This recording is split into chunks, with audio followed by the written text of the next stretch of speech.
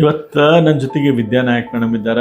ವಿಶ್ವಚೇತನ English medium pre primary school Raybag. ನಾ ಆಗ್ಲೇ ಹೇಳ್ದಂಗ ಇವತ್ತು ನಾನು ಇಲ್ಲಿ ಬಂದಿದ್ದೆ, ಒಂದು ಪಾಲಕರ ಸಭೆ ಮಾಡಿದೆ. ಬಟ್ ಮಾಲಕರ ಜೊತೆಗೆ ಮಾತಾಡ್ಲಿಕ್ಕೆ ಗೊತ್ತಾತು ಅವರು ಬಹಳ ಓದುಗರು ಅಂತ. ಸೊ ವಿದ್ಯಾ ಮೇಡಮ್ ನಮಸ್ಕಾರ.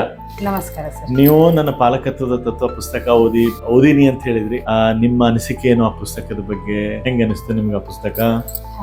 ಸರ್ ಬೇಸಿಕಲಿ ಏನಂತಂದ್ರೆ ನಾನು ಒಬ್ಬ ಓದುಗ. ಅಂದ್ರೆ ನನ್ನ ಬ್ಯಾಕ್ಗ್ರೌಂಡ್ ಲಿಟ್ರೇಚರ್ ಬ್ಯಾಕ್ಗ್ರೌಂಡ್ ಇಂದ ನಾನು ಕೆಲವು ಬಹಳಷ್ಟು ನಾವೆಲ್ಗಳನ್ನ ಎಲ್ಲ ಓದ್ತಿರ್ತೇನೆ.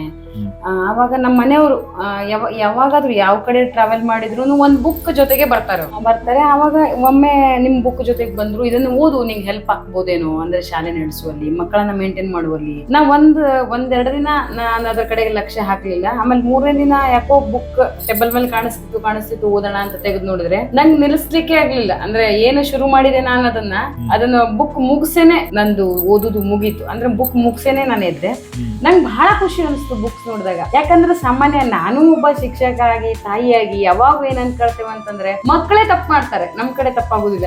ನೀ ಯಾಕೆ ಸರಿ ಕುತ್ಕೊಳ್ತಿಲ್ಲ, ನಿಂತ್ಕೋ, ಇಲ್ಲ ಆನ್ಸರ್ ಮಾಡು, ಇದನ್ನೇ ಹೇಳ್ತಿರ್ತೇವೆ. ಆದ್ರೆ ಅದು ಆ ರೀತಿ ಮಾಡೋದಕ್ಕಿಂತ ಮಕ್ಕಳಲ್ಲಿ ನೀ ಮಾಡಿ ಮತ್ ಇನ್ನೊಂದ್ ಸ್ವಲ್ಪ ಮಾಡು, ಅಂದ್ರೆ ನಮ್ಮ ಜವಾಬ್ದಾರಿಗಳು ಎಷ್ಟಿದೆ ಅನ್ನೋದು ಆ ಬುಕ್ ಓದಿದ ನಂತರ ನಂಗೆ ಅನ್ಸುತ್ತೆ. ಮತ್ ನಂಗೆ ಬಹಳ ಖುಷಿ ಆಯ್ತು. ನಮ್ಮ ಎಲ್ಲಾ ಟೀಚರ್ಸಿಗೂ ನಾನು ಅದನ್ನ ಸಜೆಸ್ಟ್ ಮಾಡಿದೆ, ಓದ್ರಿ ಬುಕ್. ಅಂದ್ರೆ ನಾವ್ ಯಾವತ್ತು ಮಕ್ಕಳ ಹತ್ರ ಹೇಳ್ತೇವೆ, ನೀವು ಓದು ಮೇಡಮ್, ನೀವು ಹೋಮ್ವರ್ಕ್ ಮಾಡ್ಕೊಂಡ್ ಬರ್ತಿಲ್ಲ ಮೇಡಮ್, ನೀವು ಮಾತು ಕೇಳುದಿಲ್ಲ ಮೇಡಮ್, ನೀವು ಕ್ಲಾಸಲ್ಲಿ ಸರಿಯಾಗಿ ಕೂರ್ಸುದಿಲ್ಲ ಅಂತ ಹೇಳಿ ಬಹಳಷ್ಟು ಹುಡುಗರನ್ನ ಕೆಳಗಡೆ ಕಳಿಸ್ತಿರ್ತಾರೆ ನನ್ನ ಆಫೀಸಿಗೆ. ನಾ ಅವರಿಗೆಲ್ಲ ಹೆದರಿಸುದು, ಬೈಯುವುದು ಮಾಡ್ತಿರ್ತೇನೆ. ಅವಾಗ ನಂಗೆ ಅನಿಸ್ತು, ಒಂದ್ಸರಿ ನಮ್ ಟೀಚರ್ಸ್ ಎಲ್ಲ ಇದನ್ನು ಓದಿದ್ರೆ ನಂಗೆ ಕೆಳಗ್ ಬರುವಂತ ಹುಡುಗರ ಸಂಖ್ಯೆ ಕಡಿಮೆ ಆಗ್ಬಿಡ್ತದೆ ಅನಿಸ್ತು.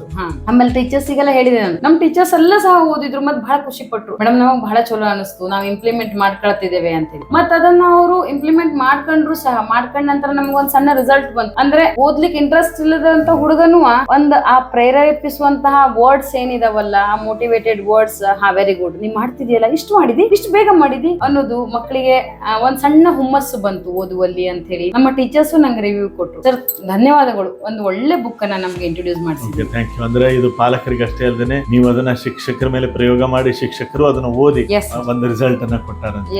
Thank you. ಯಾಕಂದ್ರೆ ನಾನು ಅದಕ್ಕೆ 1 ವರ್ಷ ಆಗ್ಲಿಕ್ಕೆ ಬಂತು, ನಾನು ರಿವ್ಯೂ ಎಲ್ಲೂ ಕೇಳಿದ್ದಿಲ್ಲ. ನೀವು ಸ್ವಾಭಾವಿಕವಾಗಿ ಅದ್ರ ರಿವ್ಯೂ ಹೇಳಿದ್ರಲ್ಲ, ನಂಗೆ ಕೇಳಿ ಖುಷಿ ಪಡ್ತು.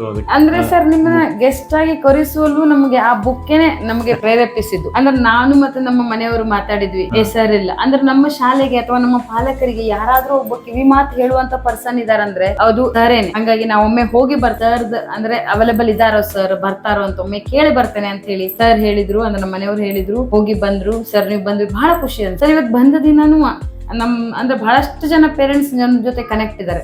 ಈಗೆಲ್ಲ ಬಂದಂತ ತಾಯಂದಿರು ನಂಗೆ ಬಂದ್ ಹೇಳಿದ್ರು, ಮೇಡಮ್ ಒಂದ್ ಒಳ್ಳೆ ಕಾರ್ಯಕ್ರಮ ಮಾಡಿದ್ರಿ, ಸರ್ ಬಂದ್ರು, ನಮ್ಗೆ ಎಷ್ಟೋ ವಿಷಯಗಳ ಬಗ್ಗೆ ಗೊತ್ತೇ ಇರ್ಲಿಲ್ಲ, ಆದ್ರೆ ಸರ್ ಅದೆಲ್ಲ ಹೇಳಿದ್ರು, ನಾವ್ ಅದನ್ನ ಅಪ್ಲೈ ಮಾಡ್ಕೊಳ್ಬೇಕು ಅಂತ ಹೇಳಿದ್ರು.